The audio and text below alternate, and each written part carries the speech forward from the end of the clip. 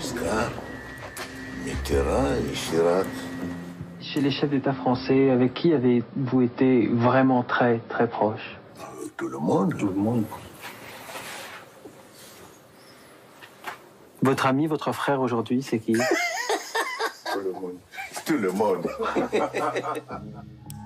Je dis que le président Omar Bongo Ondimba a été généreux avec tous les horizons de la vie politique française, de gauche comme de droite. Bonsoir à tous. La France et le Gabon et la France, c'est une longue histoire commune. La France soutient la dynastie Bongo depuis le début des années 60 et les Bongo financent les partis politiques français. Ça s'est longtemps passé comme ça et tout le monde était très content.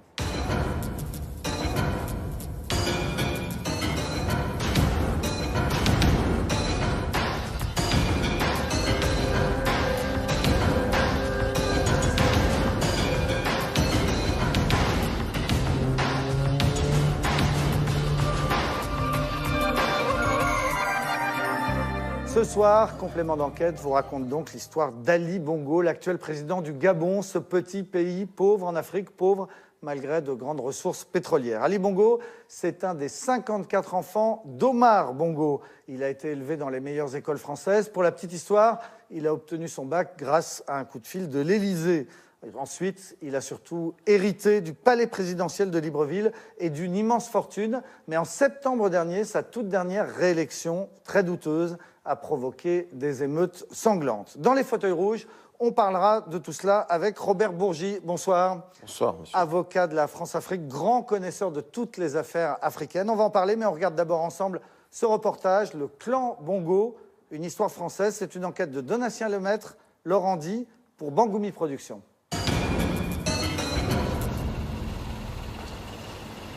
Vous allez bien, Monsieur le Président? Ça va, et vous-même? En chemisette, décontracté. Il a l'air d'un vacancier. Voici pourtant l'un des plus puissants chefs d'État africains. Le plus français, en tout cas. Ali Bongo, 58 ans, président du Gabon, un dictateur selon ses opposants. Petit tour dans Libreville, la capitale. C'est lui qui est au volant, mais il est bien entouré par la dizaine de voitures de sa garde rapprochée. J'ai un chauffeur que j'utilise pour les sorties très officielles. Les autres occasions, je conduis moi-même. Pour moi, c'est en même temps une détente que de conduire. Et j'ai un poste d'observation pour voir ce qui se passe et regarder.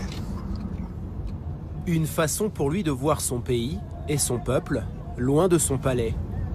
Ce matin, l'accueil dans les rues est chaleureux.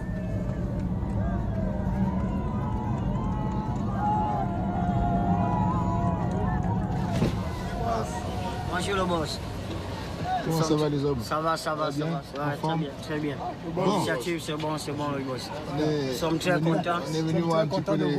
J'espère beaucoup de succès partout. Merci pour l'état des travaux. Merci beaucoup. C'est très bien, faire avancer ça. Nous sommes très heureux, ça va. Ça va, c'est très bien. Merci. Ok, merci, monsieur le président. Ok, merci.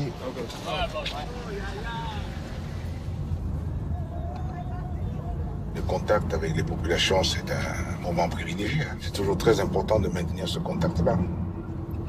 Ici, à Libreville, je n'ai pas de problème. Je me promène dans n'importe quel quartier. Il y a des endroits du pays où c'est plus compliqué? Non, pas du tout. Dans tous les coins, tous les endroits, toutes les villes du pays, je me promène sans difficulté. Alors, Ali Bongo populaire, pas si sûr. Lors de la dernière élection, Ali Bongo est accusé d'avoir volé la présidence en bourrant les urnes. Résultat, les émeutes les plus violentes qu'ait connues le pays. Une trentaine de morts.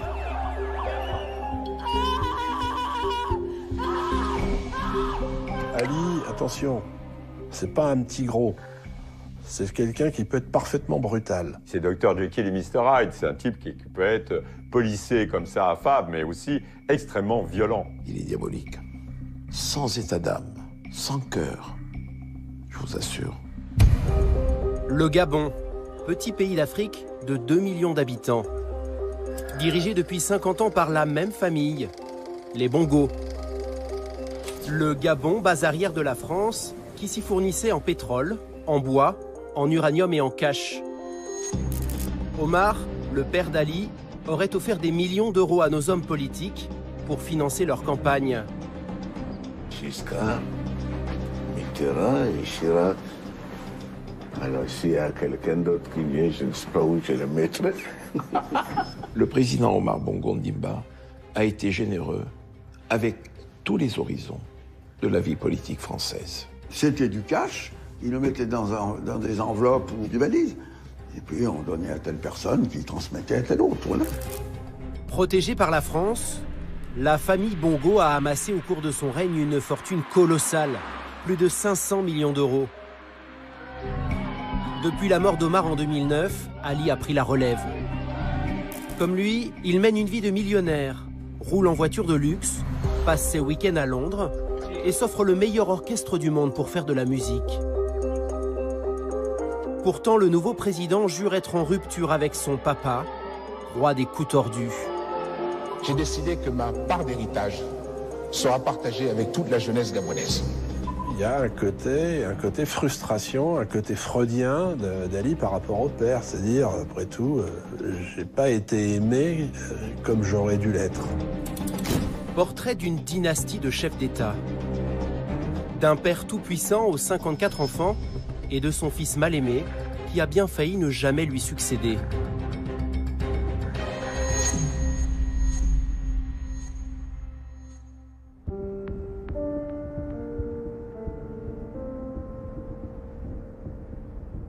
Il nous a fallu plusieurs mois de négociations pour rapprocher Ali Bongo.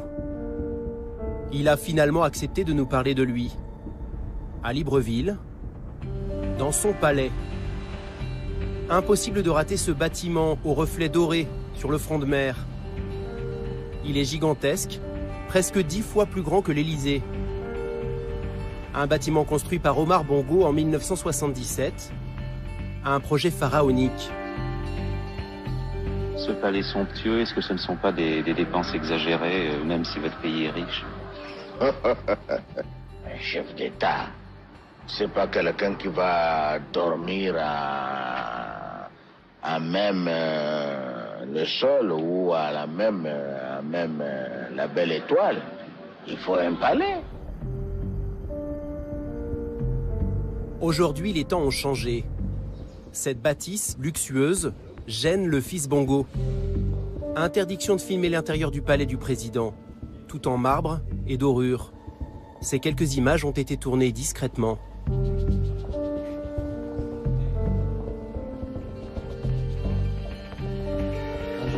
vous allez bien? Ça va? Voici le salon choisi par la présidence pour l'interview. Derrière nous, des portraits géants. Ses Excellences Omar et Ali Bongo. Le Gabon est une république, mais le culte de la personnalité est bien vivace. Bonjour, Monsieur le Président. Bonjour. Comment allez-vous? Très bien, vous-même? Très bien. Ali Bongo a mauvaise presse en France. Avec cet entretien, il veut redorer son blason. Il fait sortir tous ses conseillers de la pièce. Ah non, non, ils vont me gêner là. Ouais. Non. Est-ce que là? Oui, ou alors... oui, c'est mieux. Ok. Ah, c'est mieux. Enfin seul? Enfin seul, comment dire. Le gouvernement français le tient à distance. Une blessure pour lui qui a passé son enfance chez nous, la France, sa seconde patrie.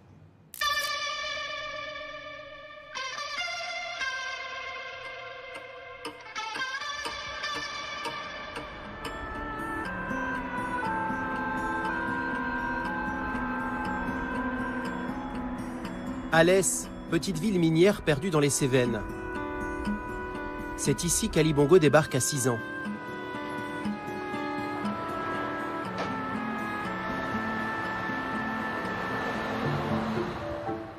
Il grandit dans ce pavillon. Pendant 4 ans, il va mener une vie modeste, élevée par une ex-missionnaire protestante, Odette Perret.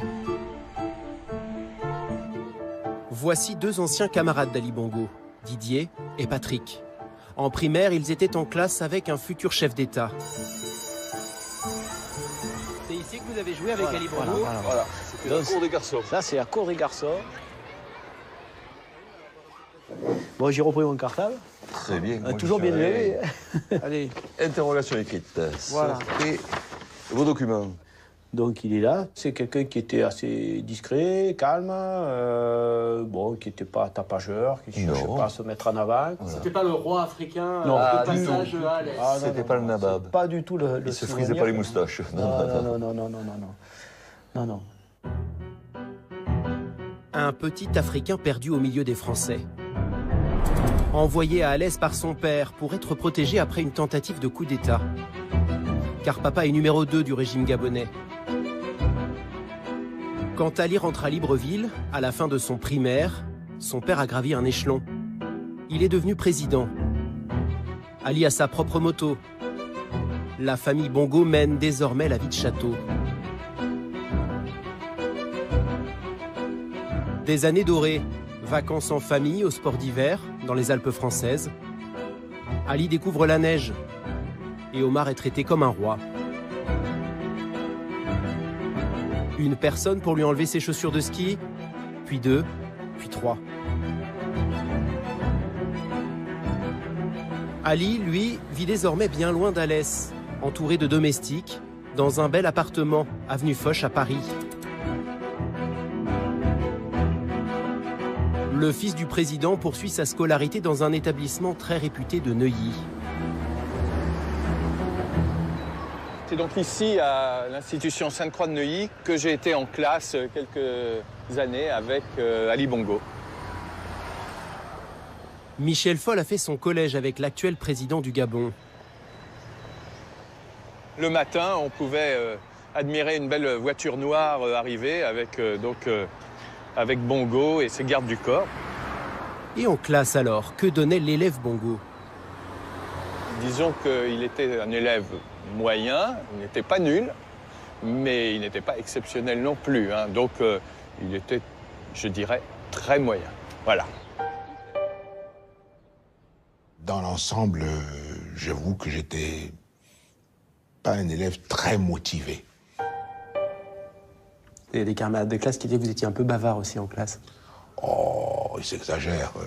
Je n'étais pas si bavard que cela, mais simplement que j'ai mu un petit peu plus vite et donc ma voix était un peu plus grave, donc on me repérait rapidement. Ali Bongo est un élève médiocre. Au lycée, ses mauvais résultats deviennent inacceptables pour son père, se souvient son professeur d'anglais de l'époque. Lorsque les notes laissaient à désirer, il était convoqué à Libreville et il partait entre 2 avions recevoir une admonestation de son père.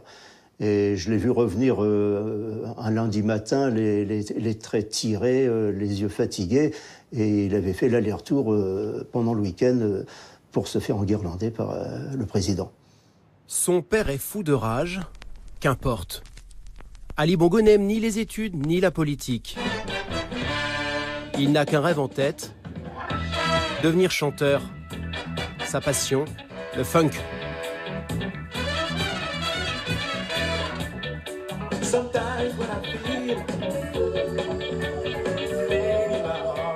Il a à peine 17 ans et fait déjà la tournée des salles au Gabon. Il enregistre même un disque. Grâce à l'argent de papa, il se paye les musiciens de James Brown.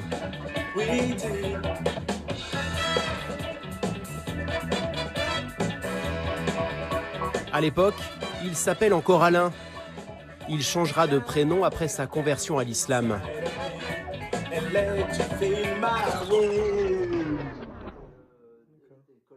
À l'approche du bac, c'est la panique dans la maison Bongo.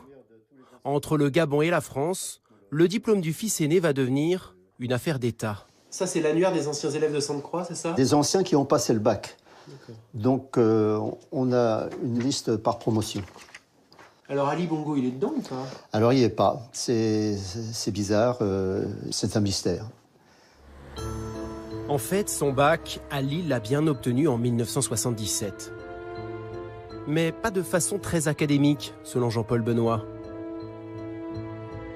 À cette époque, ce haut fonctionnaire français Ça, c'est moi quand j'étais directeur de cabinet au ministère de la Coopération. Était en coulisses l'homme qui réglait les problèmes d'Omar Bongo à Paris. Il affirme avoir fait jouer ses relations au plus haut niveau pour qu'Ali, le fils, ne soit pas recalé. En fait, j'arrive pas à comprendre si Ali Bongo avait foiré son bac ou pas. Si, il avait foiré en partie. Si, il avait foiré. Est-ce que Omar Bongo vous a passé un coup de téléphone? Je l'ai eu au téléphone à ce sujet, oui, tout à fait. Et une fois qu'il vous a alerté de ses craintes, qu'est-ce que vous avez fait? J'ai fait savoir à qui de droit que ces craintes existaient et de la nécessaire indulgence du jury. Et qui de droit, c'était? René Journiac, responsable des affaires africaines à l'Élysée de l'époque. Donc auprès de l'Élysée, auprès de Valéry Giscard d'Estaing, non, j'imagine? Journiac était le collaborateur de Giscard d'Estaing, bien évidemment. La suite, un coup de baguette magique. 2 copies du jeune homme auraient été mystérieusement perdues. Ali aurait donc obtenu la moyenne d'office. Pour les Bongo, le bac, simple comme un coup de fil. C'était la pratique de l'époque. C'était un autre contexte. Il y avait une cogestion familiale des affaires franco-africaines, ce qu'on a appelé la Franc-Afrique. Il paraît que votre père serait intervenu auprès des autorités françaises pour que vous ayez votre bac. C'est vrai, cette histoire? Ah, vous me l'apprenez. Vous en avez jamais entendu parler? Non. Ali semble avoir perdu la mémoire. Une certitude, il a toujours vu la France céder aux caprices de son père.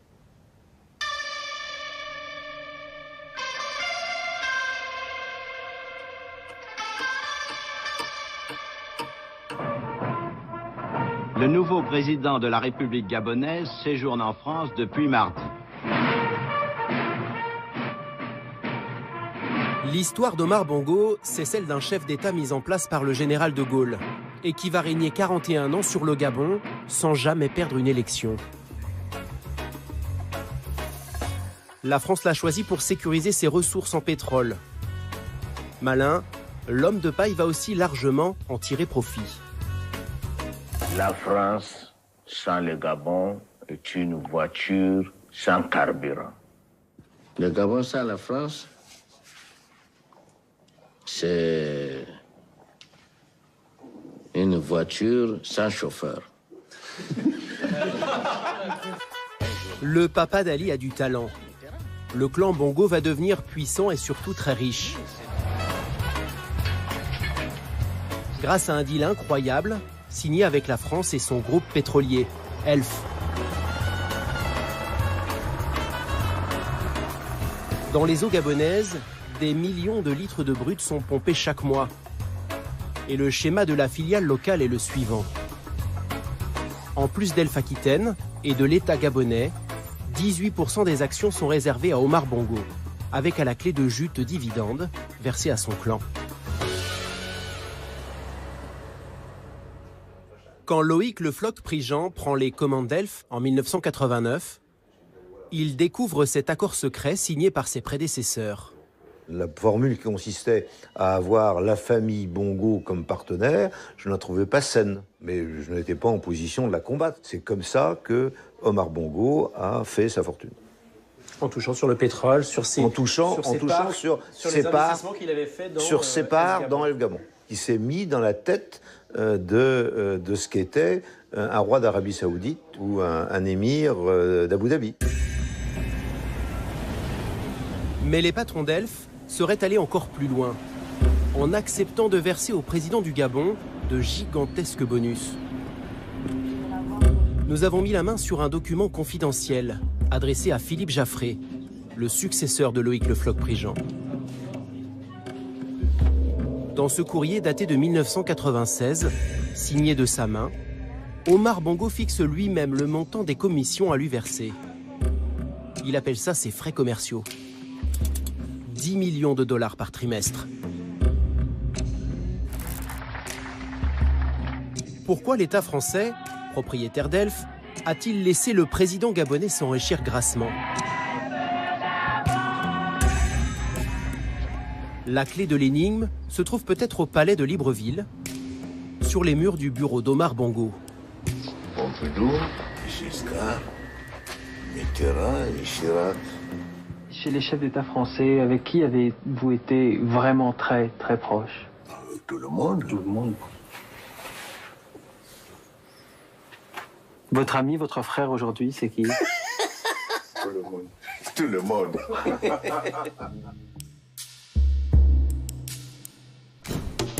Omar Bongo a toujours été un amoureux de la vie politique française. Il la connaît par cœur.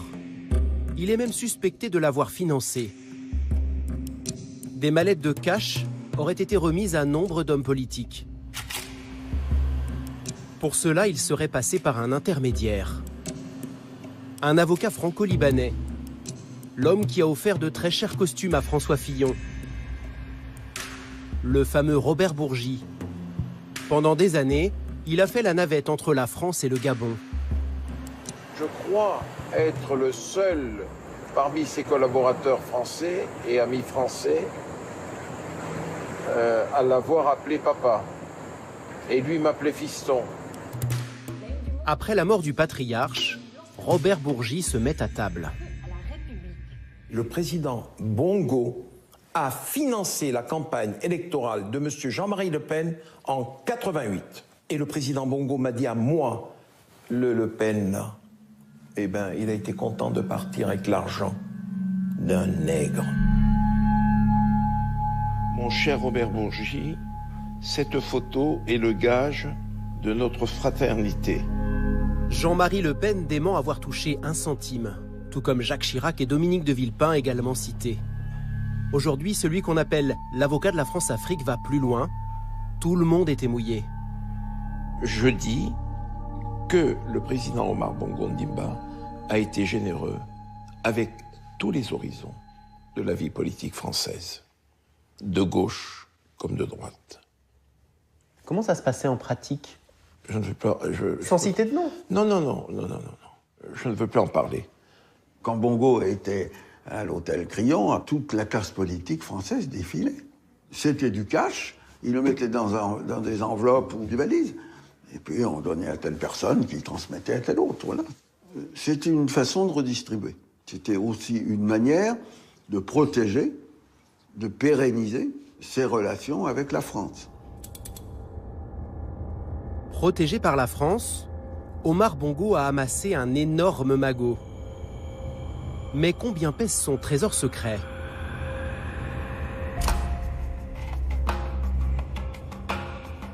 Le journaliste de Mediapart, Fabrice Arfi, a été le premier à s'intéresser à la question. À la mort d'Omar Bongo, il a eu une idée simple. Décortiquer les documents du notaire de famille. Ce qu'il découvre est hallucinant. On est à peu près 500 millions d'euros. Exactement, je crois, à 460 millions d'euros. Il faut voir que pour un pays comme le Gabon, qui est un petit pays de 1,5 million d'habitants, 460 millions d'euros, c'est à peu près 10% du budget de l'État dont on parle. C'est 1/10 du budget de l'État qui est entre les mains de la famille qui règne. Compte à l'étranger, yacht, immobilier de luxe. Les Bongo ont en plus la main mise sur des pans entiers de l'économie gabonaise. On parle de banques et les assurances, du secteur industriel, le bâtiment et les travaux publics, par exemple. Radio Nostalgie Afrique aussi, la radio, le secteur aérien. S'ajoute aussi un patrimoine immobilier conséquent, chez nous, en France. Le lanceur d'alerte Jean Merkert a recensé les biens possédés par le clan Bongo à Paris.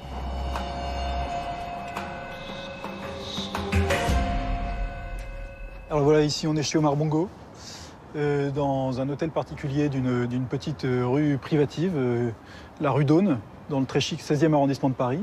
C'est un immeuble qui a été acheté pour 3,5 millions d'euros en 1999. On a vu défiler Jacques Chirac, Dominique de Villepin, Nicolas Sarkozy, François Bayrou. Et des biens comme celui-là, il y en a beaucoup. Alors voilà, ici c'est le 5 rue Laurent Pichat. On a un 8 pièces acheté pour 1 600 000 €. Alors ici c'est le 4 rue de la Baume. C'est un immeuble absolument colossal. On est dans le 8e arrondissement de Paris, un des plus chers de la capitale. Le clan Bongo aurait acquis 33 propriétés en région parisienne. Et 11 autres sur la Côte d'Azur. Il y en aurait pour 47 millions d'euros. La justice française a ouvert une enquête pour détournement de fonds publics. C'est l'affaire des biens mal acquis. Depuis que les juges s'intéressent à sa famille, Ali Bongo semble bouder Paris. Il investit désormais à Londres, dans le quartier huppé de Mayfair.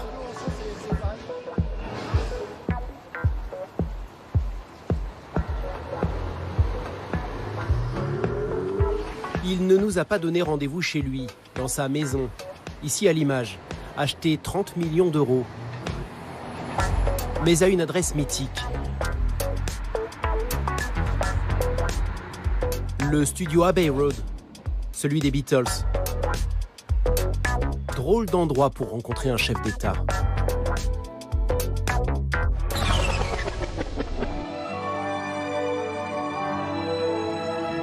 Ce matin-là, Ali Bongo ne dirige pas son pays mais un orchestre. Fini le funk, il fait désormais de la grande musique.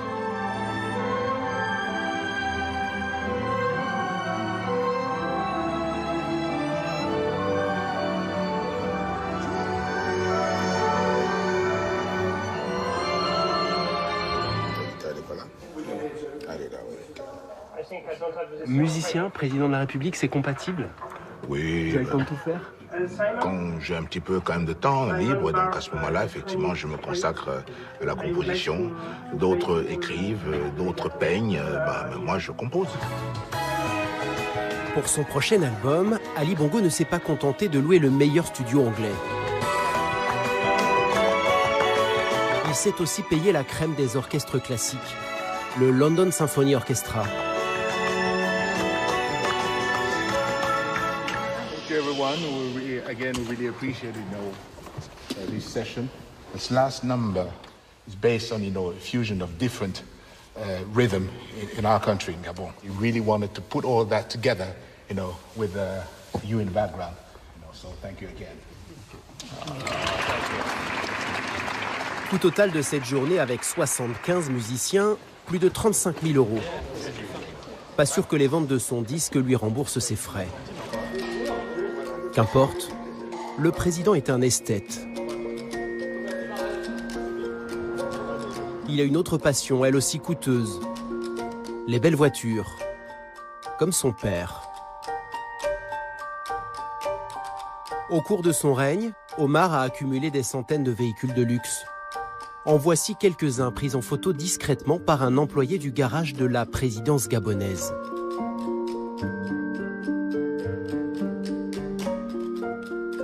À peine élu, Ali en fait acheter 29 de plus. Un journaliste, Julien Pain, a réussi à obtenir le bon de commande. Sur ce contrat d'achat de véhicules, on pouvait voir qu'il y avait des véhicules tous de grand luxe, de marques différentes, des Maybach, des BMW, des Rolls-Royce, les plus chers des Mercedes, et donc des véhicules qui pouvaient monter, comme cette Maybach, à 496 000 euros. Et au total, on arrive à presque 15 millions d'euros pour 29 voitures. Ali est dépensier.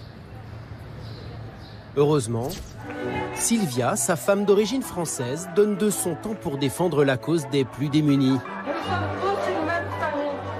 Elle a créé la fondation Sylvia Bongo. Sur ces images, elle se met en scène au contact des Gabonais. Plaisir. Et moi donc, ça donne envie de revenir et une bonne énergie. Mais l'autre passion de Sylvia Bongo est le shopping. Place Vendôme. Tracfin, l'organisme de lutte contre le blanchiment d'argent, a mis sous surveillance la carte bleue de la première dame.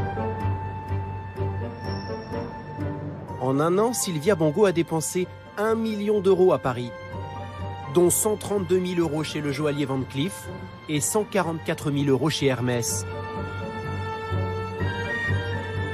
Ce train de vie délirant finit par faire du bruit au pays.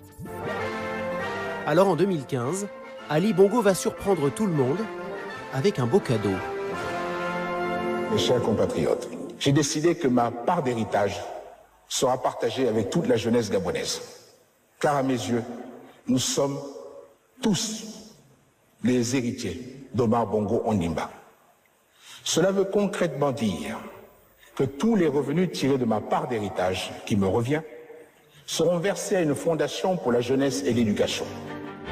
2 ans plus tard, Ali Bongo a cédé un terrain pour construire une école de musique, un palais pour le transformer en université. Mais sa fameuse fondation, nous l'avons cherchée dans tout Libreville, sans succès. Monsieur le Président, où est-elle donc cachée? Je suis dans la philosophie qui consiste à dire que ce qu'une main fait, l'autre l'ignore. Donc, je n'ai pas besoin de faire la publicité pour toutes les actions que je mène. Nous, on a cherché un petit peu, on ne trouve pas de site officiel, on se pose plein de questions. Est-ce que vous pourriez nous transmettre des documents pour bien comprendre ce que non, vous non, avez fait? officiellement, il n'est pas encore créé. Officiellement, il n'est pas encore créé. Et au niveau des transferts, alors, vous avez déjà transféré combien d'argent? Mais je trouve c'est un peu délicat comme la question que vous me posez là, parce que moi, j'ai déjà transféré un certain nombre de biens dont je dispose. Le reste sera mis dans le cadre de cette fondation-là. Mais vous allez vraiment le faire? Bien, vous savez, ces questions de succession, ça prend beaucoup de temps. Donc, ce n'est pas moi qui fixe ce calendrier-là. Nous n'avons pas encore totalement clôturé. Une succession compliquée, surtout avec 53 frères et sœurs. Pas facile d'être l'héritier d'Omar, ce père qui a si souvent humilié son fils aîné.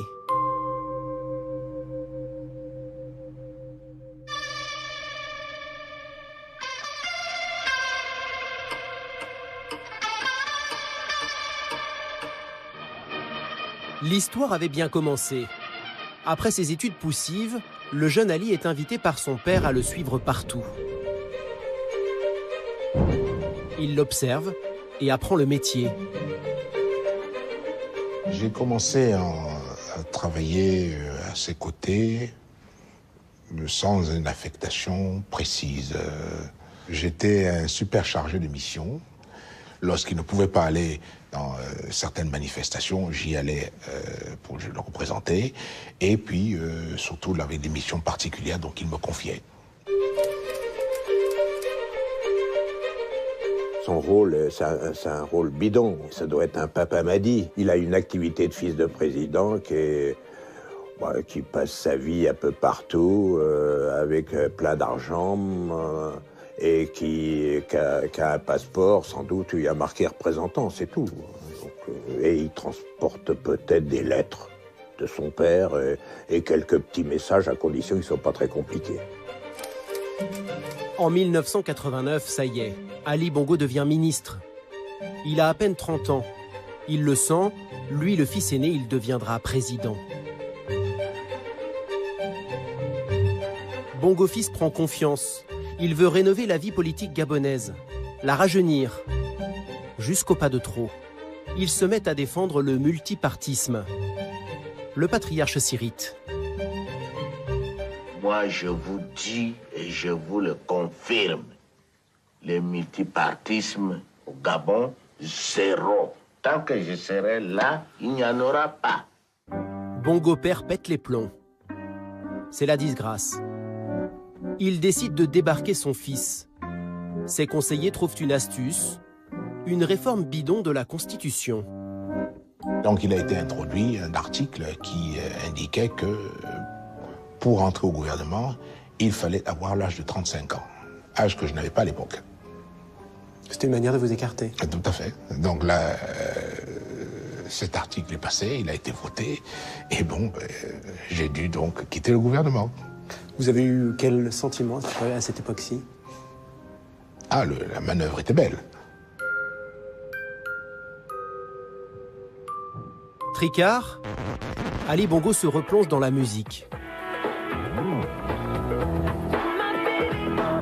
il fait venir en Afrique le roi de la pop.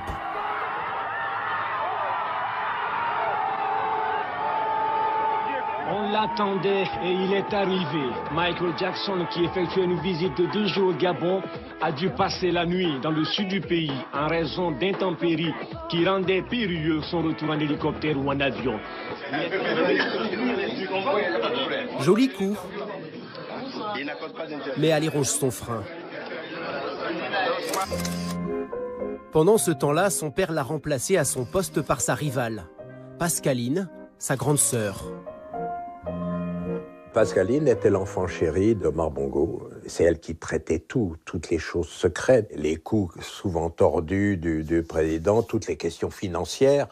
C'était Pascaline qui dominait tout ça et non Ali. Ali, pendant des années et des années, il était quand même tenu en marge du pouvoir. Pour ceux qui connaissaient un peu, il n'avait quasiment pas de bureau au palais présidentiel. Et si on ne comprend pas cette humiliation-là, on ne comprend pas sa volonté de revanche. Ali va rester 10 ans au placard. Il est rappelé par son père comme ministre des Armées, car Omar n'a plus confiance en personne. Il craint un coup d'État.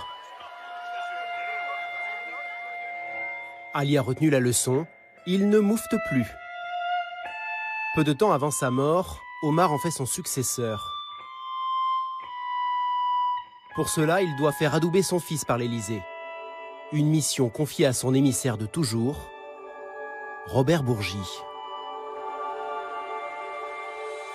Omar Bongo me dit, il faudrait que tu ailles avec Ali voir Nicolas.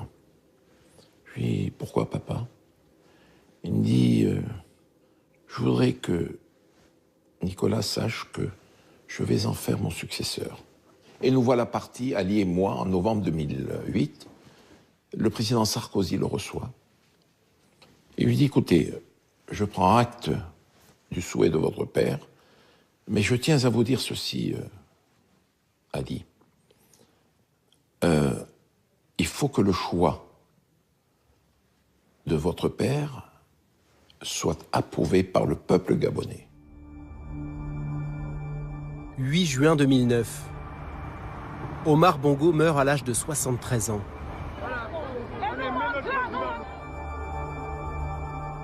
Des funérailles hors normes sont organisées à Libreville pour lui rendre hommage. Sous les yeux de son fils et de Nicolas Sarkozy, Jacques Chirac, Patrick Balkany ou Bernard Kouchner. Tout Paris est là. Quelques mois plus tard, Ali sera élu président du Gabon. Le fils tient enfin sa revanche.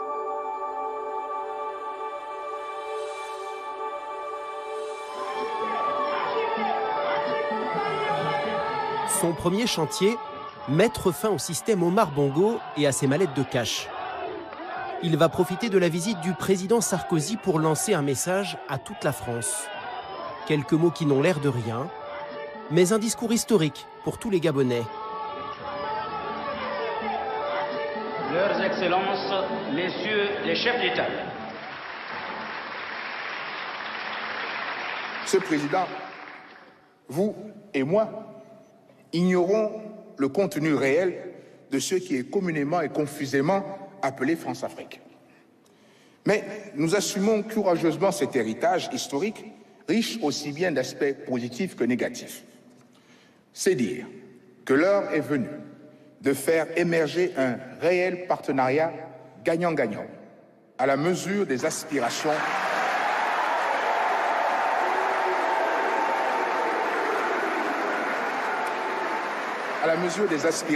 respectives de nos deux peuples. Après les paroles, un acte fort. Ali coupe la tête de la figure de la France-Afrique, l'encombrant Monsieur Bourgi. Aujourd'hui, vous entretenez quel rapport avec Ali Bongo? Aucun. Je n'en veux pas. Il m'a écarté. J'ai commencé à traverser le purgatoire. Peut-être que j'ai été un témoin gênant. Il a mis fin au système des mallettes. Du coup, vous n'avez plus de travail? Comment vous dire, c'est un bureau honorable. Je n'ai pas besoin de l'argent d'Ali Bongo Ndimba. Loin de là. Au contraire, je me sens plus riche sur le plan du cœur. Ali veut se démarquer de son père. Mais il a surtout compris une chose. La France a beaucoup perdu de sa puissance. Aujourd'hui, même si l'Hexagone reste le premier partenaire commercial du Gabon, Ali se tourne vers l'Asie. Dans le sud du pays, le président vient inaugurer une usine flambant neuve. Il mise désormais sur l'huile de palme. C'est ça le fameux remplaçant du pétrole? Eh oui, regardez bien. D'ici quelques années, ça va être vraiment quelque chose pour nous d'extraordinaire dans la mesure où, à peu près dans 10-12 ans, l'huile de palme nous rapportera autant que le pétrole aujourd'hui. Ce marché du futur a été confié à une entreprise de Singapour. Inimaginable au temps d'Omar Bongo. Est-ce que le fait que ce ne soit pas une entreprise française, par exemple, qui soit venue, c'est le signe qu'il y a quelque chose qui a changé dans la relation avec la France? Non, rien n'a changé, tout simplement c'est du business. C'est tout simplement du business. Nous avons dit, nous voulons développer le Gabon. Et nous sommes ouverts au partenariat. Il y en a qui viennent et il y en a qui ne viennent pas. Le président tourne le dos à la France et règle ses comptes avec sa sœur. Son ancienne rivale, Pascaline, a été chassée du palais et vit à l'étranger. Ali refuse de régler les ardoises de sa frangine. Voyage en jet privé, frais de bouche, il y en aurait quand même pour une dizaine de millions d'euros.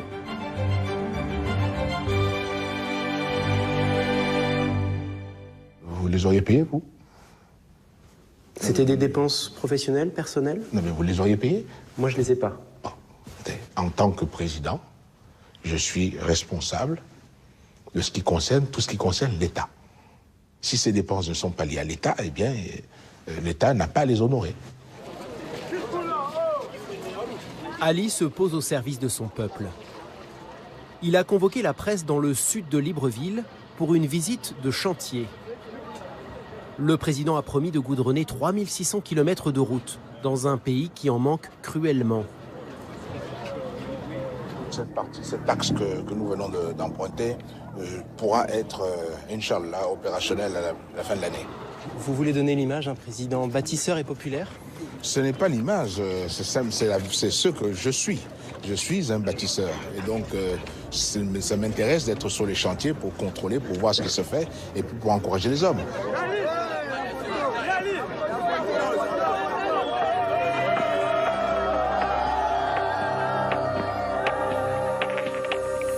Le lendemain, nous sommes sortis de Libreville. Cette fois-ci accompagnés d'un opposant historique du clan Bongo, Marcona et Sangui. En dehors de la capitale, presque pas de bitume. La route redevient piste. C'est un peu tape-cul, hein? Ah bah oui, tout simplement parce que l'État n'a pas honoré ses engagements. Pour l'instant, seulement un quart des routes promises a vu le jour. Le pays est à la traîne. Les Gabonais encaissent. On veut tout simplement vous montrer la face cachée du Gabon, avec une population d'1 million d'habitants qui est croupie dans la misère et qui n'arrive même pas à avoir le minimum vital. Point kilométrique 68. Enfin du bitume. Nous faisons une halte dans un petit village. Quand le président n'est pas là, la parole se libère. Nous vivons la précarité totale. Je suis chômeur. Je suis obligé de venir au village. Je suis diplômé, mais je suis au village et puis bon. Ici, c'est jus de canne à sucre, habitation de fortune et système D. L'électricité arrive bien dans les maisons, mais pour l'eau, c'est une autre histoire. Celle-ci a l'odeur de la boue. Non, on ne la consomme pas, nous consommons l'eau de la rivière. C'est choquant simplement parce que nous sommes dans un pays présenté à l'international, à l'extérieur, comme un pays extrêmement riche. Vous avez le pétrole qu'on exploite au Gabon depuis bientôt 100 ans, le bois qu'on exploite depuis 150 ans. L'État gabonais, avec tous les moyens que nous avons, peut assurer ce minimum vital aux citoyens. Le pays s'enfonce. Ali Bongo refuserait-il de le voir? Depuis qu'il est au pouvoir, la dette a été multipliée par 3. Il a même dépensé 700 millions d'euros pour offrir aux Gabonais la Coupe d'Afrique des Nations.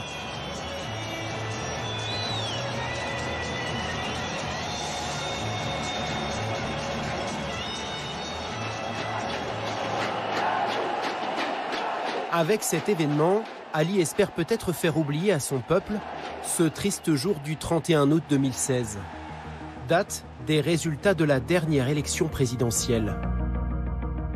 Ce jour-là, Ali Bongo affronte Jean Ping.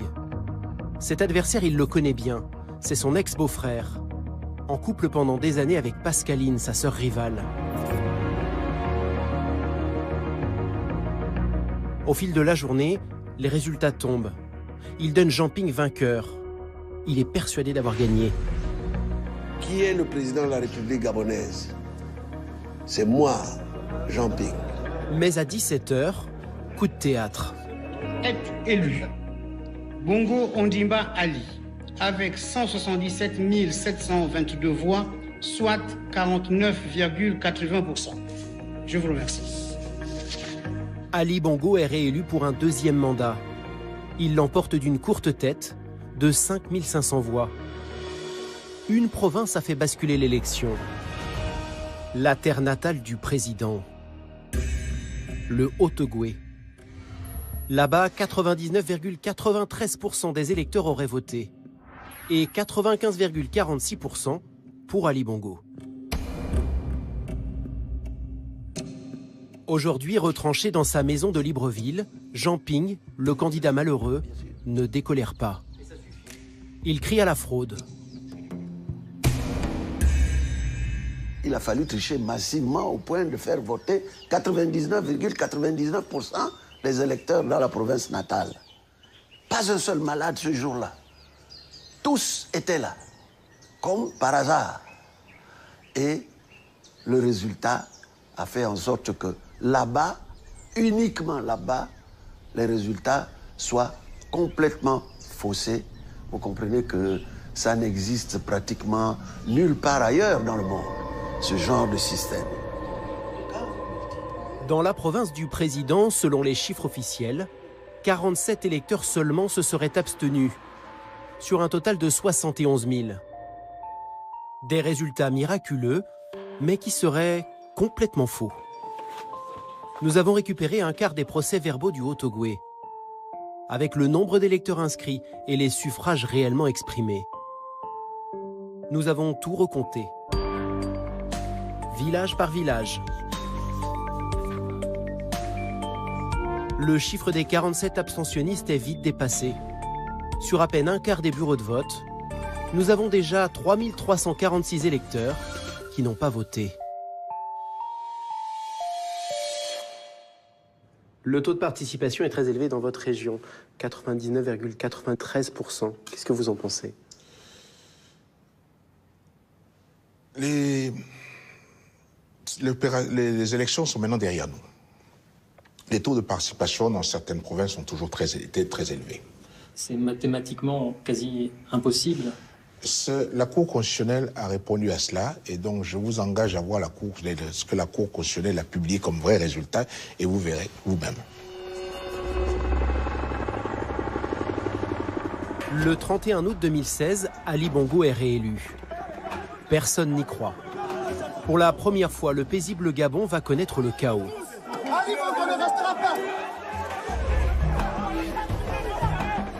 Émeutes, pillages. Les partisans de Jean Ping vont mettre le feu à l'Assemblée nationale. Ali Bongo fait alors ce que son père n'a jamais osé faire.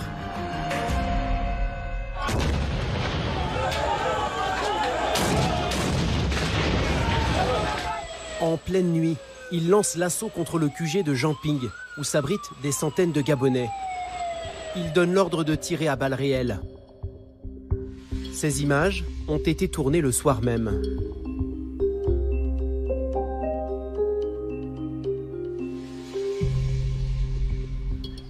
Nous sommes retournés sur les lieux avec des membres de l'opposition qui étaient présents lors de l'assaut des forces spéciales. Ils ont tiré étant dans les fleurs, donc on ne les voyait pas d'abord. Et c'est ces balles-là qui ont fait cet impact. Vous voyez ici, il y a des balles là. Tous ces impacts-là. Et ce jour-là, il y avait plein de monde ici autour du QG. Alors ils ont tiraillé et puis tout le monde, tous ceux qui étaient là sont tombés, ils sont morts. Le lendemain de l'attaque, des journalistes français ont pu tourner à Libreville. Dans les morgues, des Gabonais tués par balles. Dans les rues, des cérémonies mortuaires improvisées et des femmes qui pleurent en apprenant la mort de leurs proches. Combien de Gabonais sont-ils tombés? Une militante de l'opposition a été chargée par Jean Ping de compter les victimes. Elle s'appelle Annie Léa May. Aujourd'hui, elle a pris ses distances avec le candidat.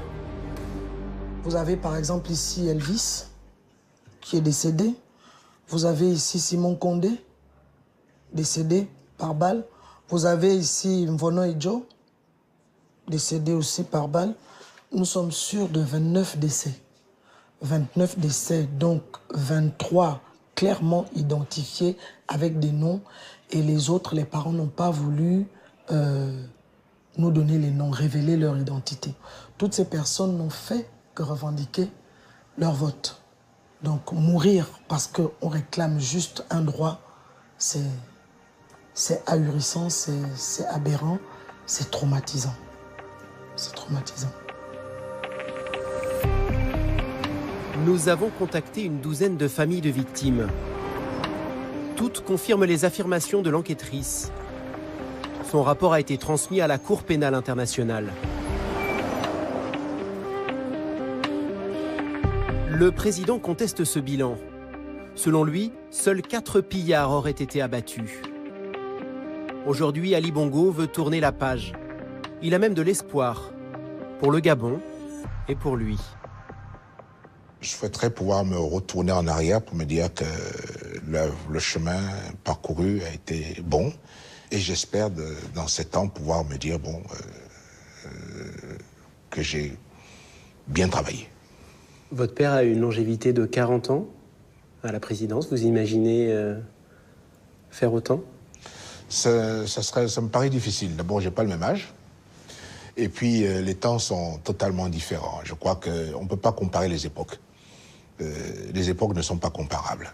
Donc, c'est une situation difficilement envisageable.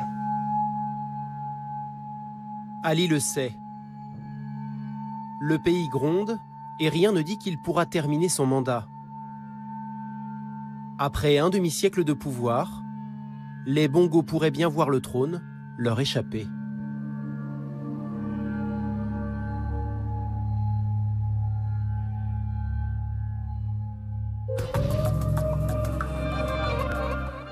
Et voilà pour ce reportage sur le clan Bongo, une histoire française, un reportage signé Donatien Lemaître et Laurent Di pour Bangoumi. Et on se retrouve donc dans votre bureau, Robert Bourgi, dans les beaux quartiers de la capitale, un bureau dans lequel, j'imagine, sont passés un certain nombre de chefs d'État africains. On va parler d'Omar Bongo, que vous appelez papa, on va parler de son fils, Ali Bongo, puis on va parler de vous aussi, parce qu'il y a des choses à dire. Absolument. Vous avez notamment défrayé la chronique en offrant des costumes très chers à François Fillon. Ça lui a coûté assez cher, on verra si on a le temps d'en parler. Mais d'abord, l'Afrique. Ce qu'on vient de voir dans ce reportage, c'est à la fois parfois exotique, quand Ali Bongo s'offre un grand orchestre à Londres, et puis parfois tout à fait dramatique quand il y a des morts après sa réélection à Libreville. Qu'est-ce que vous retenez? Je voudrais tout d'abord féliciter les auteurs de ce reportage. Ils dépeignent très bien la situation du Gabon au lendemain de l'élection volée d'Ali Bongo Ondimba, mais surtout, il dépeint bien le personnage Ali Bongo Ondimba. Alors ça veut dire que vous confirmez cette immense fortune, plus de 400 millions d'euros. Ça veut dire que vous nous confirmez ces immeubles, ces propriétés achetées en France. Et puis le caractère douteux et violent de sa dernière réélection. Quand vous dites 450 millions d'euros, je crois qu'on est loin du compte. C'est beaucoup plus? Je pense que ça devrait tourner autour de 2-3 milliards d'euros. La fortune personnelle d'Ali Bongo? La fortune amassée par le clan Bongo. Il est évident que Ali Bongo Ondimba s'est considérablement enrichi pendant les 7 années de son premier mandat. Énormément.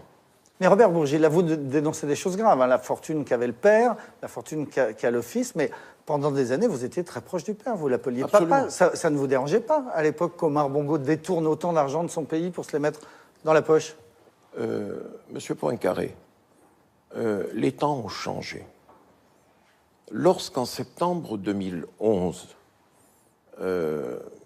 j'ai provoqué, rappelez-vous le titre du Monde, un séisme dans notre pays, j'ai dénoncé l'existence des mallettes. J'ai dénoncé des pratiques qui ne doivent plus exister aujourd'hui. En septembre 2011, pour que les gens comprennent bien. Septembre 2011. Vous avez raconté que pendant des années, vous-même avez ramené des mallettes de billets, entre autres, que vous le donniez, entre autres au Parti gaulliste, que vous avez vu Jacques Chirac et Dominique de Villepin compter physiquement les billets que vous aviez ramenés. Tout ça, vous l'avez révélé en 2011. J'ai dénoncé ces pratiques et ce que j'ai constaté à l'époque, c'est qu'on m'avait menacé de diffamation. Je n'ai vu aucune diffamation, si ce n'est celle de Jean-Marie Le Pen. Robert Bourgi, je crois qu'il faut expliquer ce que c'était que la France-Afrique. À cette époque, vous dites il y a 10, 20, 30 ans. En gros, la France protégeait des potentats, des dictateurs africains. En échange, ces dictateurs donnaient de l'argent qui servait essentiellement à financer les partis politiques français. À l'époque, il n'y avait pas de financement des partis politiques. Et c'est les mallettes que vous et d'autres rameniez qui finançaient la démocratie française en partie. Monsieur Poincaré, je l'ai dit au magistrat à ma demande, je n'ai jamais transporté de mallette. Dans ce bureau, vous l'avez dit au début de votre propos, il s'en est passé des choses. Les émissaires, ministres, directeurs de cabinet, fils ou filles de chefs d'État, arrivaient. 2 jours auparavant, j'avais pris les rendez-vous avec telle ou telle personnalité politique de tous bords. Et je les accompagnais.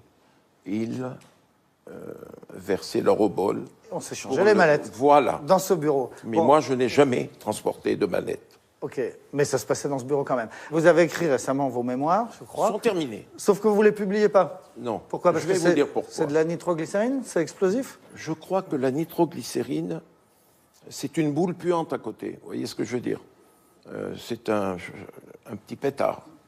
Si ces mémoires devaient paraître aujourd'hui, comme m'a dit dernièrement un homme politique de premier plan de notre pays, qui avait lu quelques passages, je lui ai dit, tiens, tu n'as qu'à lire. Le lendemain, il m'a appelé à la première heure du jour. Il m'a dit, il faut que je te voie. Je suis allé le voir, il me dit, Robert, je t'en supplie, si ces mémoires paraissent, tout un pan de la classe politique française va à la retraite immédiatement. Alors, ça fait 400 pages, si je suis bien informé. C'est dans un coffre-fort quelque part, là, non? Ça a disparu. Il y a un exemplaire chez Robert Laffont, il y a un exemplaire chez Valdiguier, il y en a un chez moi. Laurent Valdiguier du Journal du Dimanche qui a coécrit avec vous. Donc il y a 3 exemplaires. Voilà. Ce que vous êtes en train de nous dire, c'est qu'il ne faut pas trop m'embêter. Hein? Non, pas du tout. Sinon, j'ai sous la main une bombe atomique. Je dois vous dire quand même que le titre des mémoires a été choisi. Ils savent que je sais tout. C'est le titre de... Voilà. On entend bien le message. Je suis là et j'observe. J'observe, vous savez, je m'amuse. Un dernier mot, Robert Bourgi, parce que vous avez défrayé la chronique ces derniers temps. Vous êtes devenu connu du grand public pour la fameuse affaire des costumes de François Fillon. Des costumes qui vous ont coûté assez cher à lui et à vous. À vous, un peu plus de 10 000 €. À lui, peut-être la présidence de la République, non? On a beaucoup dit que l'affaire de ces 2 costumes que vous avez offerts à François Fillon lui a coûté l'élection. François Fillon est un ami. Était un ami. Je lui ai fait ce cadeau. C'est en fait un pari que je m'étais fait. je me rappelle, il m'avait appelé, il me dit « Est-ce que tu es libre pour prendre un petit déjeuner au Ritz ?» Il aime bien ces petits endroits assez chics. Je suis allé, j'ai pris mon petit déjeuner avec lui. Bien entendu, c'est moi qui ai réglé. Et je n'ai jamais vu régler une note. Et il m'a dit, tu sais, je vais gagner la primaire, je vais battre Alain, et je serai président de la République. Je l'ai écouté, et je lui ai dit, t'en es sûr? Il m'a dit oui. Et à part moi-même, comme l'on dit, j'ai dit, tiens, je sais qu'il aime les vêtements d'Arnis, en voilà un. Je vais lui offrir 2 costumes. Mais il ne le savait pas. Étant persuadé, M. Poincaré, qu'il n'allait pas battre Alain Juppé. Et voilà François Fillon, vainqueur de l'élection, de la primaire. Je suis allé chez Arnis, j'ai commandé 2 costumes, j'ai payé ces 2 costumes, et j'ai dit au maître tailleur, vous vous manifestez auprès de M. Fillon, et tout, et tout, et tout. Et il l'a payé cher. Il l'a payé cher. Mais... Il l'a payé cher, pourquoi? Parce que vous l'avez révélé. Monsieur Poincaré, il est élu. Il m'envoie un texto. Merci pour tout. Nous sommes en octobre. Merci pour tout. Je t'embrasse. Et un petit smiley. Je n'ai jamais couru après une audience. Mais c'est un copain. Quelques jours passent. Je lui envoie un texto. Cher François, j'aimerais bien passer 5 minutes avec toi pour te féliciter de vive voix et boire une bonne bouteille. Il aime bien le Saint-Julien. Des bonnes années. Aucune réponse. Je dis bien aucune réponse. 4 mois se sont écoulés. Et un jour, je le rappelle, je lui dis, François, je ne comprends pas ton silence. Je ne cours après rien à mon âge. Il m'a dit, j'ai la tête sous l'eau, je n'ai pas le temps de te voir. J'ai rien dit. Et vous savez, ça travaille. Je suis un être fait de chair et de sang. Ça travaille. Je dis, comment cet homme peut-il se comporter avec moi comme ça? Et j'ai appuyé sur la gâchette. C'est pas plus difficile que ça. Appuyer sur la gâchette, ça veut dire révéler que vous lui avez offert ces costumes. Pourquoi le cacher? Alors, il ne reste plus qu'une question qu'on se pose, Robert Bougie, parce qu'on l'a bien compris, cette affaire des costumes. Vous êtes déçu? Non, il y a une deuxième raison. C'est qu'il a été ignoble avec Sarkozy. C'est la question que j'allais vous poser. Est-ce que Nicolas Sarkozy vous a encouragé à appuyer sur la gâchette, à flinguer Monsieur François Poincaré, Fillon? j'ai déjeuné avec Nicolas Sarkozy. Je lui ai dit, tu sais Nicolas, je ne suis pas bien actuellement. Il me dit, bon, pourquoi? Et je lui raconte ce que je viens de vous dire. Je lui dis, je vais me le payer. Il me dit, ben écoute, de toute façon, même si je te disais le contraire, je connais ta détermination, tu vas le faire. Je lui dis, je vais le faire, Nicolas. Je ne veux pas que cet homme rentre à l'Élysée. Il n'en est pas digne. 1, il a été ignoble avec toi. Qui touche à Sarkozy me touche. 2, d'avoir, en janvier, dit, si je suis mis en examen, je ne me présenterai pas. Il a oublié ce qu'il avait dit en janvier. Ça, je ne l'accepte pas. Je me rappelle qu'à la fin du déjeuner, il m'a conduit jusqu'à la porte. Il m'a embrassé comme il le fait à chaque fois. Tu vas le faire, Robert? Je lui dis, c'est comme si c'était fait. Il me dit, alors il ne sera pas président. Là, tu vas le tuer. Et voilà.